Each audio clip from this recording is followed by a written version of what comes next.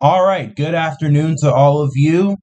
I'm Danilo Evangelista. Welcome to this week's live stream of everything going on in the tropics for Saturday, June 13th, 2026. We are now making it halfway through the month here of the month of June, the first month of the hurricane season in the Atlantic. And we have quite a few things to talk about today. We have a disturbance in the Gulf, which I'm pretty sure you've all been tracking over the last several days. And it's looking less likely now that we are going to see development out of this system. I mean, this didn't really have a great chance to begin with, but looking especially less likely so today. But that does not mean that there will be no tropical impacts to be aware of, especially for Texas and Louisiana and the southeast United States. A lot of flooding is coming as a result of the storm.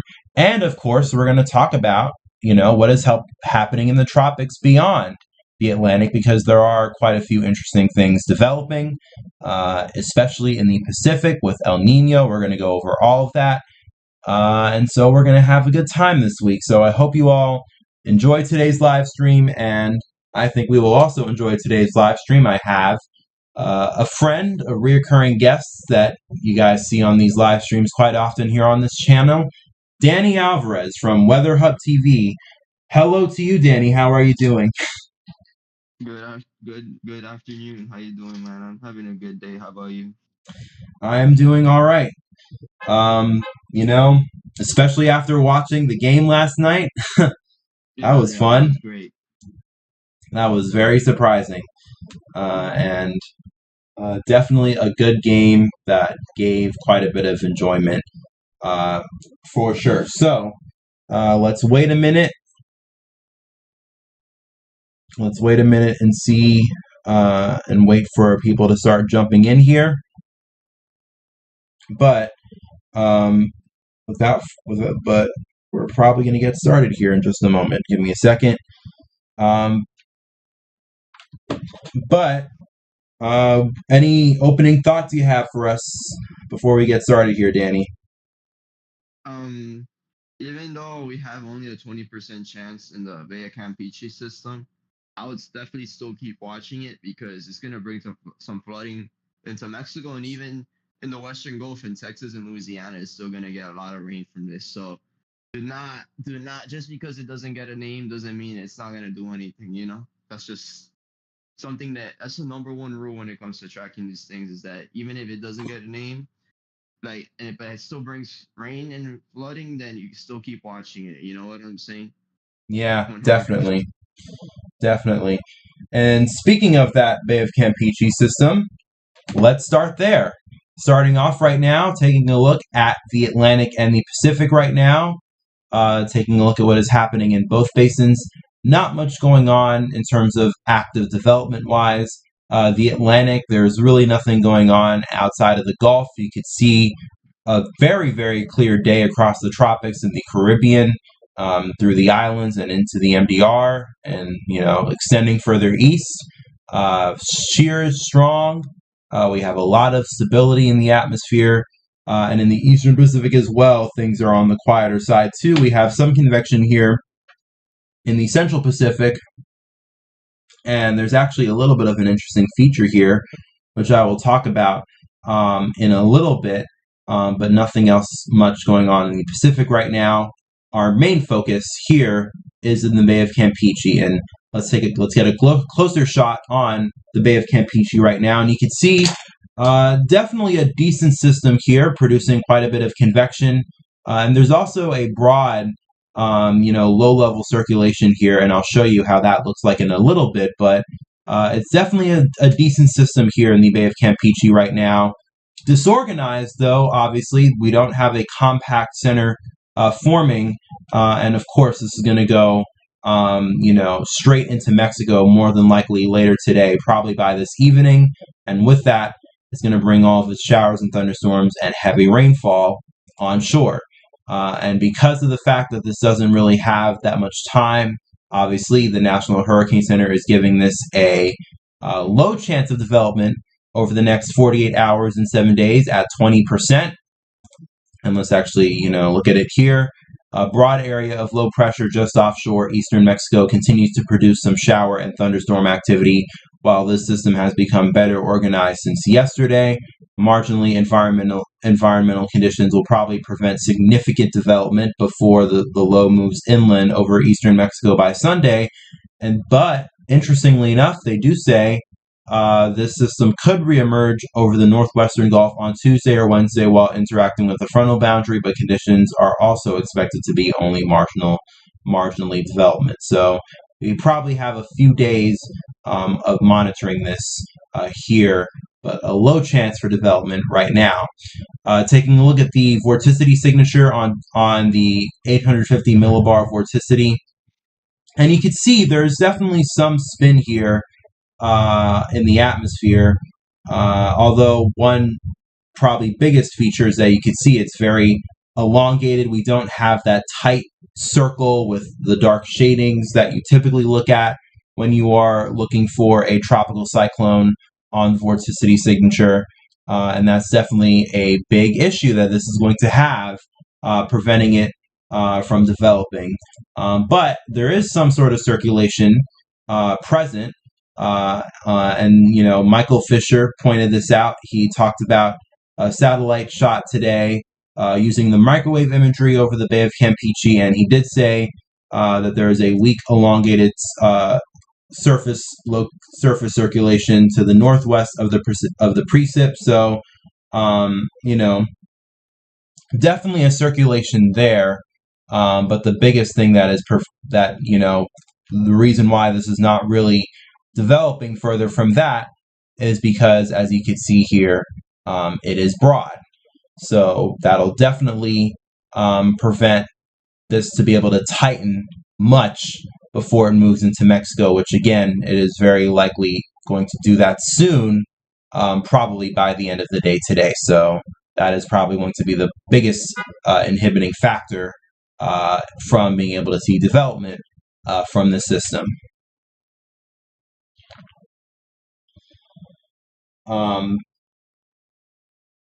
And you could actually see it here on the GFS. Let's take it out into time. And you can see we right now definitely some sort of broad low-level center here develops, and using the GFS like Michael Fisher is using here. And this is actually an interesting graph that maybe we'll actually review later on. I think he's promoting a website that he has, and I took a look at it, and it is an interesting website. So I will give credit to Michael Fisher for that, for giving us this nice satellite view here, which does give us a good look at how our system here in the Bay of Campeche is doing, and then taking a look on the GFS as well. You could see definitely a broad circulation there, but again, struggles to consolidate much before it then moves inland by tonight, and overnight tonight and into tomorrow, and then it'll more than likely be inland, and any chance of it developing after that will obviously not exist. And then you can see here over the next several days, interestingly enough, and I talked about this yesterday, the GFS brings this inland, but doesn't really, bring the moisture associated with it or any sort of low-level center back out over the Gulf, unlike what some of the AI models are doing. Let me show you the European though, and it too also doesn't really do it. It's mainly something that it seems like the AI models are doing, and let's actually show that right now, and you can actually see that, interestingly enough, the AI European also bringing this inland. I mean, it tries to consolidate a little bit before the coast here on the AI model, but it's not really able to consolidate before it moves inland fully, probably enough so that we could consider this a name system. But the AI model, interestingly enough, does try to bring this offshore by the time we get to Tuesday and Wednesday, like the National Hurricane Center mentioned, and there's some tightening of the circulation that happens here as it kind of stays very close to the northwest Gulf Coast. But even then, there's not a lot of development that happens here on the models. But something that will happen, and let me bring this back to the GFS here, even if we don't get development that occurs here of a, nameable tropical entity, one thing I do want to bring up is this is definitely going to bring a lot of moisture with it, especially moisture streaming northward from Central America into the Southern Gulf. Definitely a lot of that moisture is going to make its way inland over Mexico tonight into tomorrow. But then notice here as we have a front system that kind of sets up and moves eastward, that's going to help string out a lot of this moisture from Mexico into Texas and pretty much all the way across the southeast here over the next few days as we head into next week. So that then brings us to the flood threat, which you can see here is very significant. And then this is the next 7 days on the Weather Prediction Center map. And look at that. Quite the heavy rainfall totals expected all the way from Mexico into southern Texas and into Louisiana and Mississippi here. Some areas seeing potentially at least up to half a foot of rain over the next 3 or 4 days here as we get into early next week. And probably we will more than likely see areas with locally higher amounts. And this is definitely something that will happen regardless of development. It's going to be the remnant moisture that lifts northward and eventually gets strung out to the northeast. And obviously, you just can't downplay these heavy rainfall threats. You can't, right? Oh yeah, definitely not. They are very dangerous. The main cause of death in tropical cyclones. I mean, this isn't going to be a tropical cyclone, but just to set the point, is that the water is the main reason why people die from tropical cyclones in the first place. It's not, yeah. Exactly, and that's what I say all the time. The number one killer is the rainfall and the flooding. And we've seen that play out time and time again over the last several years with multiple storms bringing flooding rain, especially if there are these slow-moving systems. And this is not really going to be a slow-moving system, but an example of a storm that produced a lot of rainfall. And, the rainfall was the defining aspect of a storm is Harvey. The main reason why we had so much damage is from the massive widespread flooding that Harvey caused because of it, and that was a slow moving system, and the setup here is going to be different. But even I've noticed as well in the last several years, I especially remember last year where there was a big flooding event that happened in Texas. And it was not associated, it was associated with the remnants, I believe, of a tropical system last year, but it was not a tropical system at the time that it was bringing the rainfall. That's the point that I'm trying to bring out. So a lot of people always underestimate these heavy rainfall events. And it's an issue that, we got to tackle, honestly. And I hope people are prepared for what's going to happen here over the next several days. And the Weather Prediction Center highlighting it in their excessive rainfall forecast. Day one, they have a threat here over the Midwest. And we've been getting battered with severe weather here over the Midwest. I believe there were some pretty devastating tornadoes in Illinois about a few days ago. And it looks like they're going to still continue to see severe weather today, especially across Missouri and into Kansas here. Day two, though, you start to see the influence of that rainfall making its way northward into Texas. And then day three, up to a slight risk of excessive rainfall across the southeast here, or more like the south central portion of the United States. Southeast, I would say, is more like Florida, Georgia, and the Carolinas. But across the south, have slight risk for excessive rainfall, as in flash flooding. Texas, Louisiana, into Mississippi, and then that persists, especially for Louisiana, Mississippi, and Alabama, and the central Gulf Coast into day 4, which is Tuesday and Wednesday. So, actually, I believe Monday and Tuesday.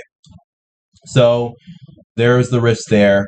and this is going to be a result of the system here in the Bay of Campeche. So definitely you will need to keep an eye out for impacts coming here over the next few weeks, even if we don't get tropical development, which more than likely at this point we probably won't. But regardless, heavy rainfall and potentially flash flooding is coming. So any thoughts on that? Definitely do not keep your eye out, no matter the situation. You know what I'm saying? It's like I kind of wish there was more like emphasis on like rain in general because I don't know. It's like we've had situations that we've had systems that were not named that cause a lot of deaths. You know what I'm saying? Right. I remember in 2016, I think it was in Louisiana, there was something that was like an AOI, but it didn't actually become a system. But since it wasn't a system, it actually didn't lead to enough awareness of what was happening, and a lot of people passed away there because of the flooding that happened in Louisiana from that system that was a tropical entity in a way, but it didn't end up becoming a storm, so it didn't get that. It was not named, so people didn't have the awareness of it. You know what I'm saying? So it was like that's a very good example. You know of why you should take rain seriously, 1000%. Yeah, definitely. I think I know what you're talking about, and I do briefly remember hearing about something that happened around that time, but that is a good point. People really only take things seriously when it comes to tropical like impacts when there is a name and a formal kind of designation to a system. Like, okay, there is a tropical storm coming that's going to bring rain and flooding, so people will take that more seriously, but they don't necessarily take as seriously the idea of rain and flooding happening alone without the urgency of knowing that it is a part of a tropical system. And it's just, it's kind of hardwired into people's brains, and it's tough to kind of beat the point home as much as you can that no, rain and flooding is a issue whether it is from a tropical system or not. So hopefully people will heed the warning here, and take note of the potential threat of flooding here over the next several days as we head into early next week along the southern Gulf. All right, moving away though from talking about the Atlantic. I mean, we're still going to talk about the Atlantic, but specifically away from the tropics here in the Gulf. And taking a look now at El Nino because things have really been developing in that department here over the last week. And you can take a look at the sea surface temperature anomaly chart here, updated as of June 11th. Let's actually see if this has been updated to June 12th. Yes, it has. Great. So June 12th, sea surface temperature anomaly map here. The Atlantic, decently warm, slightly above normal. Some portions here in the eastern Atlantic still slightly below normal. But the biggest talk of the town is El Nino, which just continues to grow every single day, especially with the tropics, out here throughout the entire Pacific are just well above normal. These anomalies still remaining closer to the Mexican coastline, at least areas seeing at least 1, 2, maybe even 3 degrees Celsius above normal. But obviously as well, you see the massive concentration of a lot of these anomalies here continuing to fill in along the equatorial Pacific, reaching as high as 2 degrees Celsius. And it's even warmer as you get closer to the South American coastline here. A lot of these anomalies are as high as 3, 4, even pockets of 5 building. So quite a strong El Nino building right now. The latest Nino 3.4 index, though, at least on the daily temperature index, is at 1.4 right now. So hovering just below strong El Nino strength. We're still in moderate territory, but honestly, the fact that we're even in moderate El Nino territory with the daily sea surface temperature anomaly plots already, and we are only getting towards mid-June, and already with that, we are close to hovering at the strong El Nino threshold, is already quite astonishing, is it? No, yeah, we already heard, since the off season, late 2025 into early 2026, that this El Nino was coming, right? That we're gonna get an El Nino this year. But for me, at least from my perspective, I did not think the El Nino would reach the territory we were already in until like Mhm. August, and we're already there. It's kind of shocking to see, but crazy at the same time. Yeah, and because of this now, the Climate Prediction Center has come out with their latest monthly El Nino diagnostics discussion for June, and they officially have declared that we are now in an El Nino. So El Nino is official, guys. Not just looking at the daily sea surface temperature plots and seeing that we are progressing very quickly into El Nino. We now have official confirmation by the NOAA Climate Prediction Center. So it's here. And again, like you've been saying, we have been talking about this um, pretty much since the beginning of the year. The signals were there, Yeah, all of the models were hinting at it, and now it is coming to reality. And something that is also beginning to become reality as well is the fact that we are really headed towards a super El Nino here, and that's especially highlighted by the Climate Prediction Center ENSO strength probabilities issued for this month. And first of all, one thing I need to point out is that they pretty much give a 100% chance that we will be in an El Nino by the time we get to the end of the year. Although I think that is not surprising given the fact that they already consider us in an El Nino.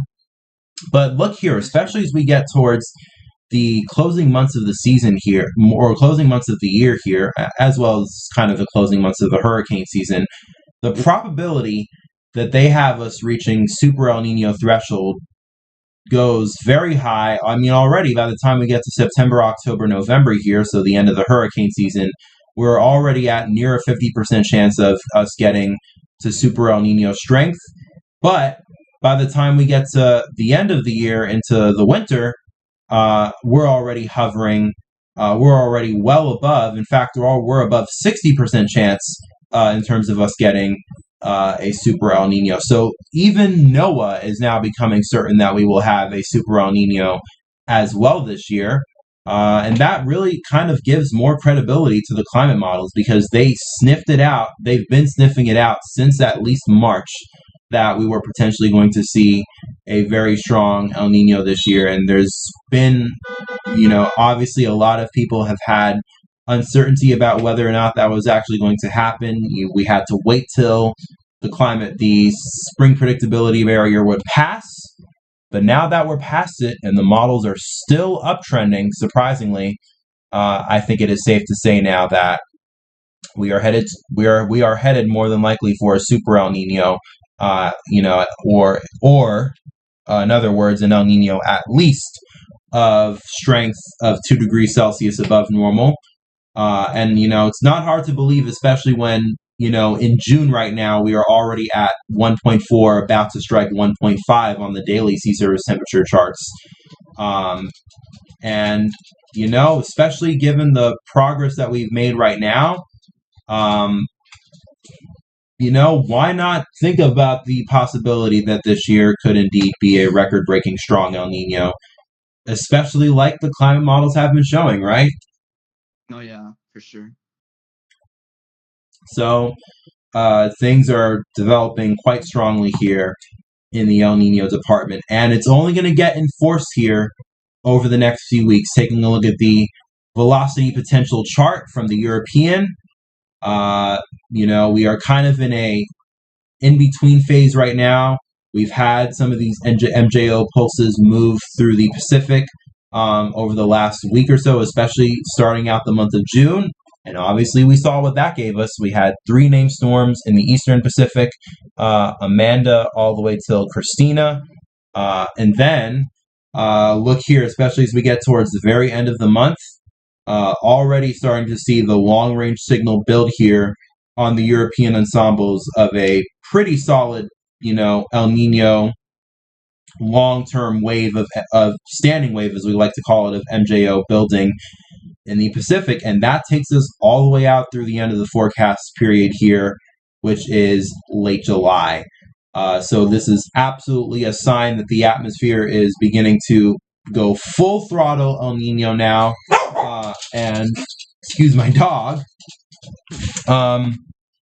Taking a look at the zonal wind anomalies too. 850 millibars in the Pacific. All of these westerlies continuing to blow. In fact, a pretty strong period of, especially amplified westerlies coming up here in just a moment. And you're especially seeing some strong westerlies right now in the Western Pacific.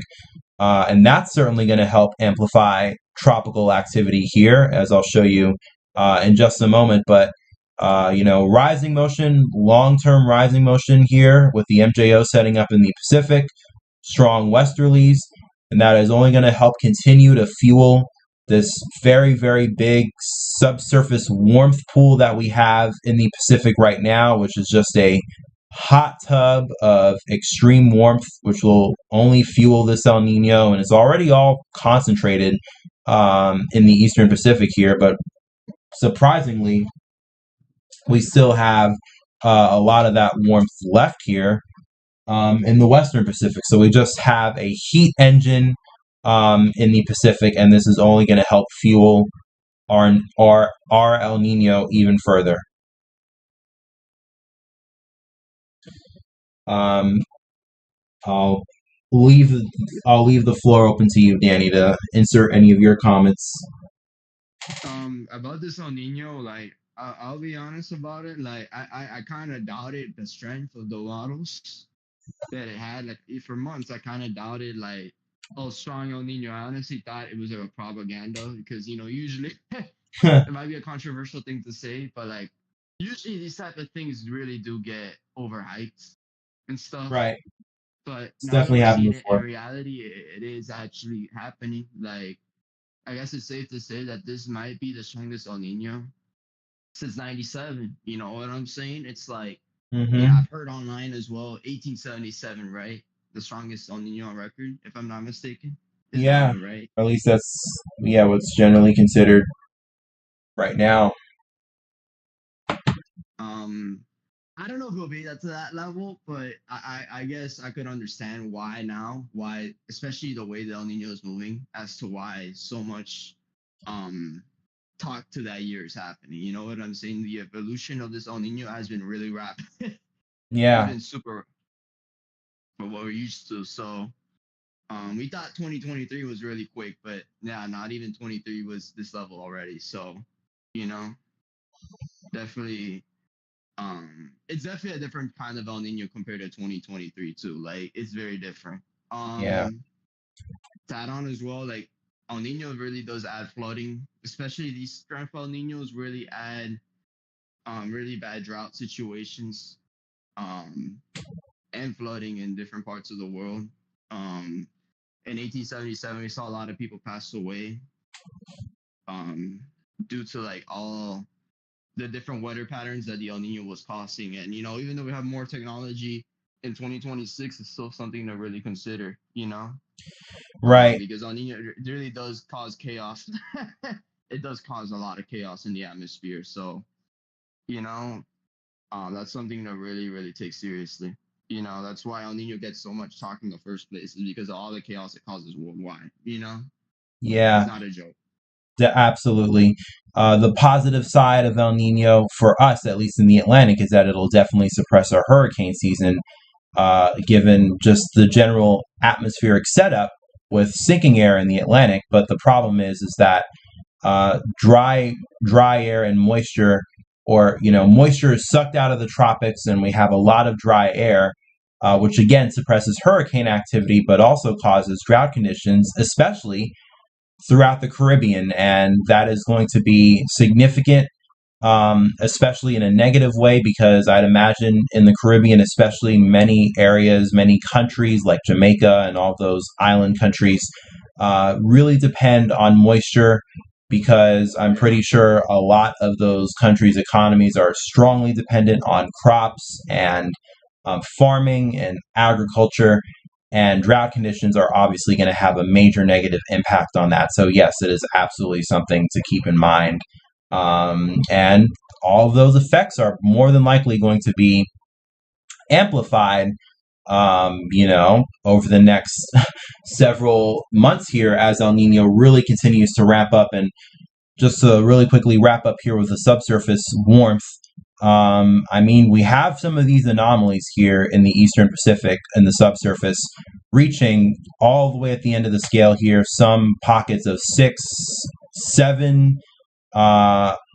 not sure if I see 8. I don't think 8 is on the scale, but 7, some areas, some pockets here of subsurface warmth reaching as high as 7 degrees Celsius above normal. So rocket fuel for a incredibly strong El Nino, which is already taking place right now, and it is only going to continue to warm up, especially along the equatorial Pacific from here on out as we continue to get these strong westerly wind bursts, which will obviously continue to help surface a lot of the warmth here in the Pacific. And because of that, we see suppressed activity in the Atlantic, but we definitely see a lot of enhanced activity in the Pacific, tropical activity-wise, and we're already going to see that play out here over the next few weeks. Even as we close out this month, we're really just going to be getting started with a lot of tropical activity this month, and I'd imagine it's probably going to really take off next month. But again, already here over the next 2 to 3 weeks, taking a look at the global tropical hazards by the Climate Prediction Center, specifically focusing on tropical activity. Both the West Pac and the East Pac here in the next 2 weeks, expecting development. So an area here in the West Pac, potentially some development here in the East Pac, and then interestingly, by the time we get to week 3, which is the last week of June here, really solid, really aggressive on potential East Pac development here by the Climate Prediction Center. They have up to a 60% chance that we will see development in the East Pac. So we're really going to start seeing things rev up here, while the area as well remains in the West Pac. And let's actually bring up the West Pac first. Looks like they're going to have a system here incoming, an actual system here, over the next week. In fact, we already have the origins of it, which crossed in from the Central Pacific, and it is now in the Western Pacific right now. I do believe that there is an invest associated with it. I'm not sure what number it is. I think it's maybe 92W, but there is an invest out there. So the system of origin is already in place, and as you can see here by the European ensembles, more than likely going to move on off to the west-northwest here over the next few days, but then eventually we're going to see things kind of curve off to the north and then to the northeast, and a lot of European ensembles hinting at the potential for a strong typhoon here. So activity is really beginning to rev up now in the West Pac, and we've been talking about the Eastern Pacific, although I think everybody already knows, especially given the type of El Nino we're going to deal with this year, more than likely the West Pac is going to see a very, very active season. We're probably going to get like a total of at least 7 to 8, maybe even 9, potentially, if things really, succeed as well as they can. We might even see up to 10 super typhoons here, and we already had one back in April, and that caused, quite the commotion. Everybody was, it was quite a sight to see. Maybe we might already be seeing another super typhoon brewing here in the next week in the Pacific, possibly. And then taking a look at the Eastern Pacific as well, taking a look at the ensembles of the European going out to the next 2 weeks. Already more activity beginning to show up here in the Eastern Pacific. And if you're wondering what the ensembles here are showing right now in the Eastern Pacific, might as well take the time to mention it. Forgot to mention it before, but Amanda's remnants are somehow still out there. It's crazy. Yeah, the remnants of the remnants of Amanda are somehow still out there, still floating in the universe.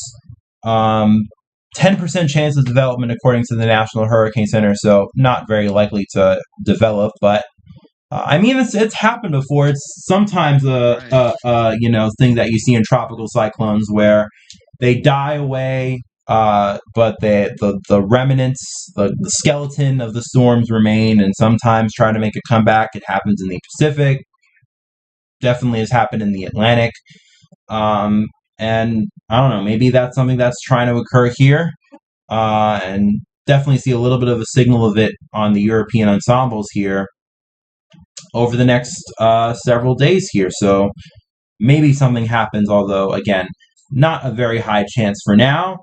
But once again, especially as we get towards the end of June here, by the time we get to beyond 1 week, and especially closer to 2 weeks here as we round up the month of June here in the Pacific, lots of ensembles really popping up, and certainly a sign of a lot of activity to come here in the Eastern Pacific. And finally, taking a look at the European model so far, the actual operational, see what happens.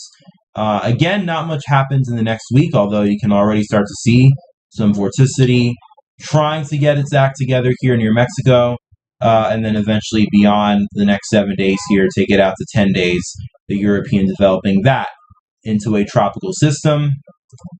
And then going over here to the Westpac, they are definitely going to have their share of strong storms developing. A nice vorticity signature here, getting going with our invest here in the Western Pacific. Looks like it only really starts to develop, around 5 days out. So probably still a little bit of ways away from it.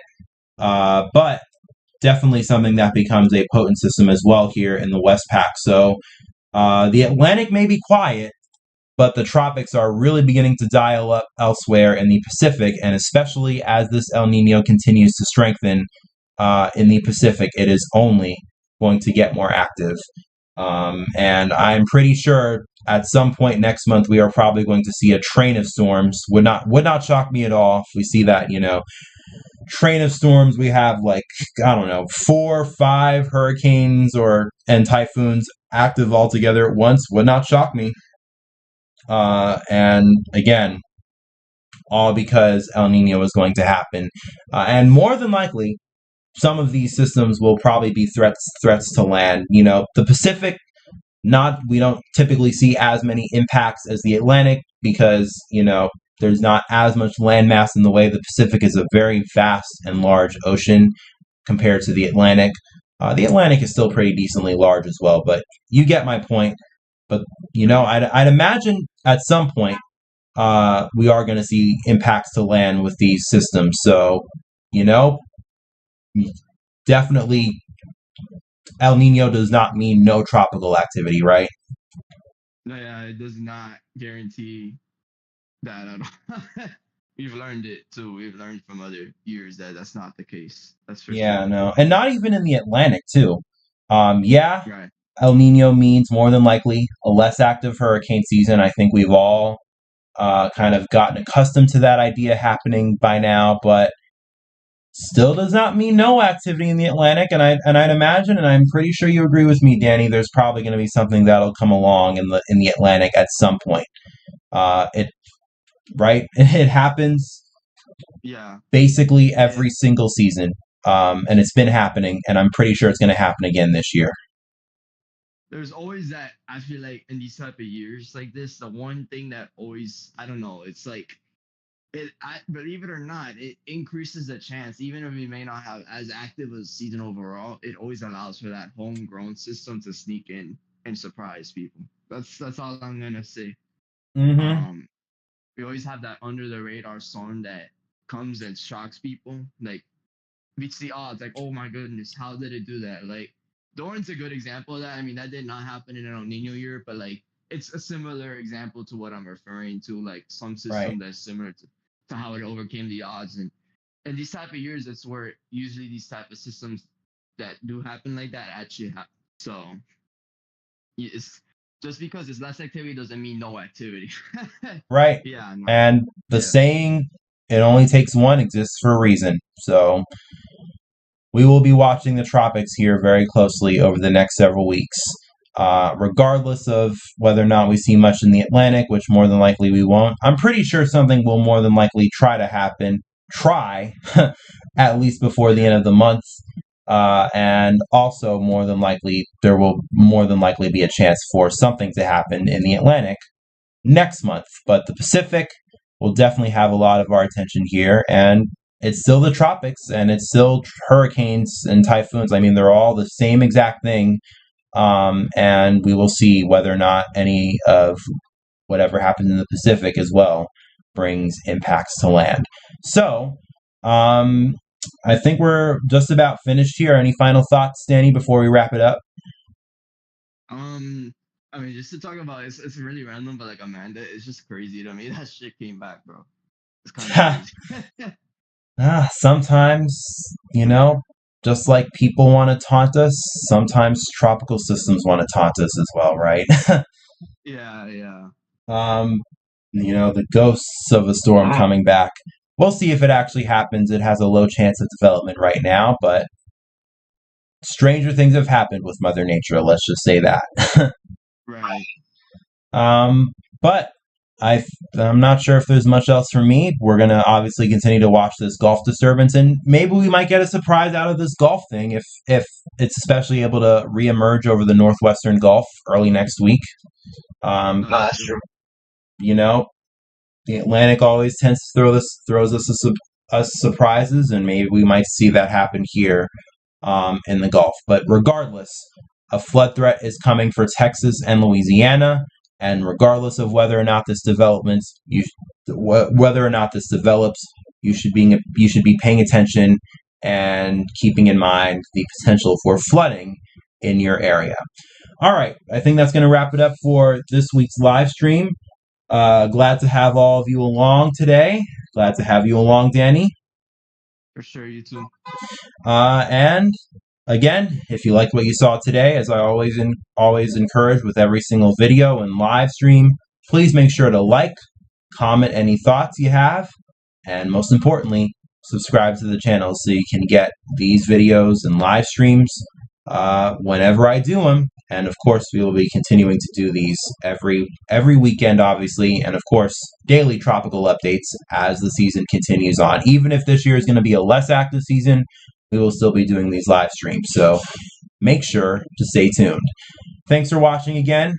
Enjoy the rest of your day. I'll talk to you guys again later on.